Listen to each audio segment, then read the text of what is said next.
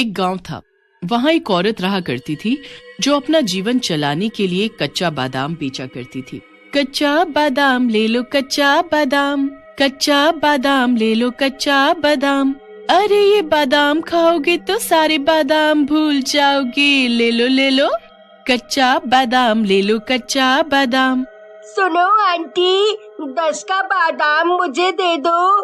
अरे हाँ बेटा, ये लो, तुम तो बहुत ही अच्छे बच्चे लगते हो। ये लो, तुम थोड़ा ज्यादा ले लो और हमेशा आते रहना। अक्सर हेमा बच्चों को ज्यादा बादाम दे दिया करती थी। उसको बच्चे बहुत ही अच्छे लगते थे।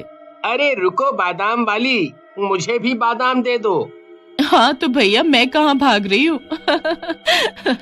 अरे ओ बादाम वाली, क्या तुम मुझे भी थोड़ा बादाम दे सकती हो? मुझे बहुत भूख लगी है, पर हाँ, मेरे पास पैसे नहीं हैं। अगर तुम मुझे बादाम खिला दोगी तो भगवान तुम्हारा भला करेगा।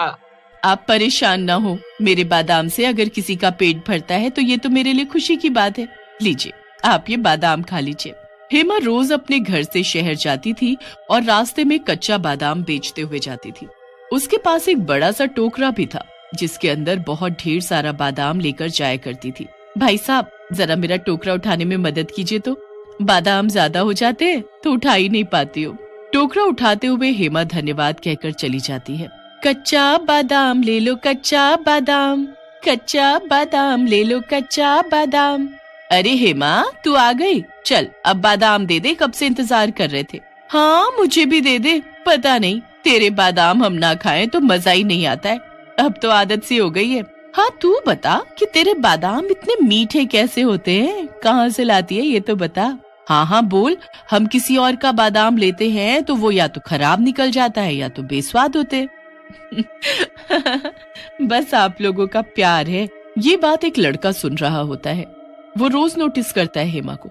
उसको भी उसके बादाम अच्छे लगते हैं, लेकिन जब वो कभी भी पूछने पर अपने बादाम का राज नहीं बताती है तो वो तय कर लेता है कि वो पता करेगा कि वो बादाम कहाँ से लाती है और उसके बादाम इतने मीठे किस कारण से हैं। अच्छा, अब मैं भी घर चलती हूँ, शाम होने लगी है, बहुत दूर जाना होता है। चलो, अब वो घर जा रही है, उसके पीछे चलता हूँ। वो हेमा के पीछे जाने लगता है। जाते जाते वो देखता है कि वो एक घर में घुस गई है। अरे ये तो एक घर में घुस रही है, लग रहा है वही उसका घर है। लड़का झांकने लग जाता है उस घर की खिड़की से। वाह, आज तो सारे बादाम बिक गए, पर आगे के लिए काम करना पड़ेगा फिर। इतना बोलकर वो अचानक से एक सुंदर लड़की का रूप ले लेती है और खुद को शीशे में निहारने लगती है।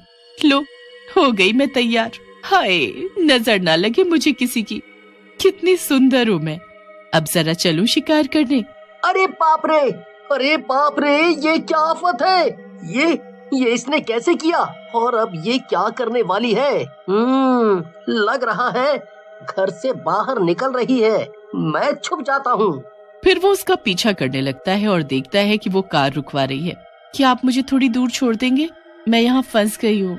वो कार चालू करता है और कुछ आगे बढ़ता है। आप जैसी खूबसूरत लड़की आधी रात में कर क्या रही है? थैंक यू, बस मुझे यही छोड़िए, आप भी कम हैंडसम नहीं है।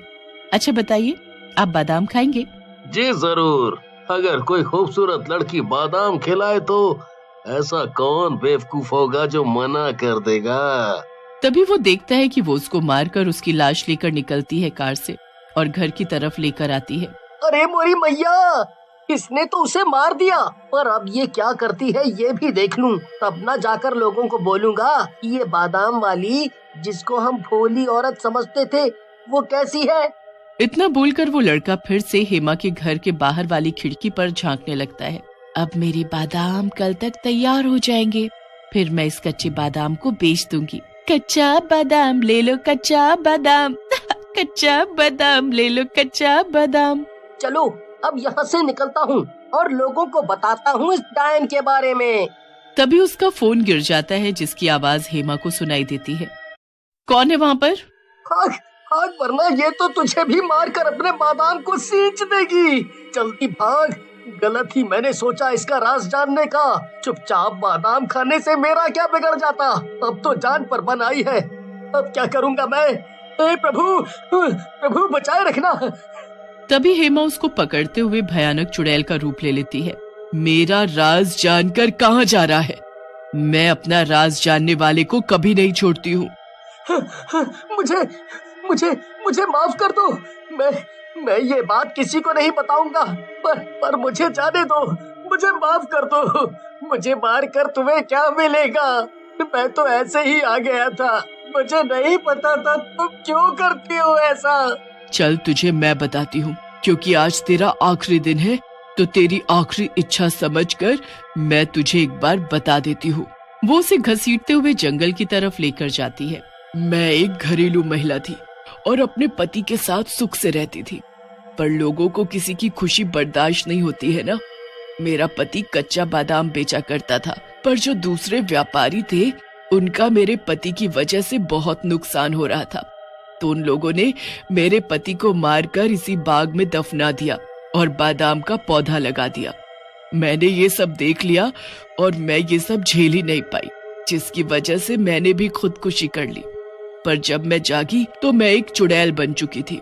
तब मैंने ठान लिया कि अब मैं सबसे बदला लूंगी, किसी को खुश नहीं रहने दूंगी। फिर मैं लोगों को मारने लगी और उनके खून से ही ये बादाम सींचकर लोगों को बादाम खिलाने लगी।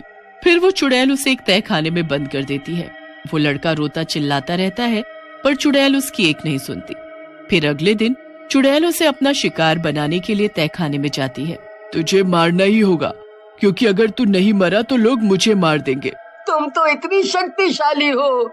तुमने अपने पति के दोषियों को भी मारा है, तो कोई तुम्हें कैसे मार सकता है भला? हाँ? मेरे पति को 4 लोगों ने मारा था। मैंने पहले को तो बड़ी आसानी से मारा। मैं उसके सामने एक सुंदर लड़की बनकर गई। वो एकदम ठरकी था, तो वो मेरे झांसे में आ गया। जैसे ही उसने मुझे हाथ लगाया, वैसे ही मैंने अपना असली रूप ले लिया। मेरा भयानक रूप देखकर वो हार्ट अटैक से मर गया। दूसरे वाले को मारना थोड़ा मुश्किल था। अपने दोस्त की मौत पर थोड़ा शक्की हो गया था वो। अब किसी पर भरोसा ही नहीं कर रहा था, सिर्फ अपने उन दोस्तों को छोड़कर। तभी मुझे एक तरकीब सूझी। मैंने उनमें से ही एक दोस्त का रूप बनाकर उससे मिलने का सोचा और फिर मैं उसे जंगल में लेकर जाने लगी। पर वो जंगल आते आते समझ गया कि वो मरने वाला है और भागने लगा। मेरे चंगुल से कोई नहीं निकल सकता, पागल आदमी। मैं चुड़ैल हूँ, इंसान नहीं। मैंने उसे पकड़ ही लिया और उसके पेट में बड़ा खंजर घोंपकर उसका खून कर दिया और उसका खून भी अपने बादाम के पौधों पर डाल दिया। और तीसरे को किस तरह मारा? तीसरे वाले को मैंने एक सुंदर लड़की बनकर अपने प्यार के जाल में फंसाकर एक सुनसान राह पर ले जाकर गाड़ी में उसका खून पी लिया। और बाकी लोगों का क्या किया तुमने? उस चौथे वाले को मारने की जरूरत ही नहीं पड़ी। उस बेचारे को इन तीनों के कत्ल के इल्जाम में फांसी हो गई। फिर क्या, कुछ नहीं। मैं क्या तेरी दादी नानी हूँ जो तुझे कहानियाँ सुनाती रहूंगी? नहीं, फिर भी कुछ तो और हुआ होगा ना, कुछ अलग जो तुम्हें याद हो, या कोई बात जो तुम बताना चाहती हो। मुझे तो वैसे भी मरना ही है, तो जानकारी के साथ मरूं, है ना? यहीं तैयार बैठा हूँ तुम्हारी बात सुनने को। तुम चाहो तो मुझे सब कुछ बता सकती हो। तुम्हारा राज मेरे साथ ही दफन होना है वैसे भी। अरे हाँ, एक बात तो मैं तुझे बताना ही भूल गई। मुझे कोई बेवकूफ नहीं बना सकता और आज तक मैंने अपना कोई शिकार छोड़ा नहीं। और इतना कहकर चुड़ैल उसे भी मार देती है। बेचारा कहीं का, सोच रहा होगा कहानियों के चक्कर में मुझे पागल बना देगा। मेरा राज खोलने चला था ना, अब तो ये भी मर गया। चलो अब इसका भी खून अपने बादाम पर डालूं, फिर कल मुझे ये कच्चा बादाम बेचने भी तो जाना है। फिर अगली सुबह वो चुड़ैल अपने रोज के आम रूप में अपने कच्चे बादाम लेकर शहर की तरफ निकल जाती है। अरे वाह हेमा, आज भी तो टाइम पर अपने बादाम बेचने आ गई। अब आ ही गई है तो शुरुआत मुझसे ही कर। मुझे ही खिला दे अपने कच्चे बादाम। हाँ हाँ, ले लीजिए बादाम। और ये तो बता दे, तेरे बादाम इतने मीठे कैसे होते हैं? हेमा मुस्कुराते हुए अपना टोकरा सर पर उठाती है और आगे बढ़ते हुए गाना गाकर अपना बादाम बेचने लगती है। कच्चा बादाम ले लो, कच्चा बादाम,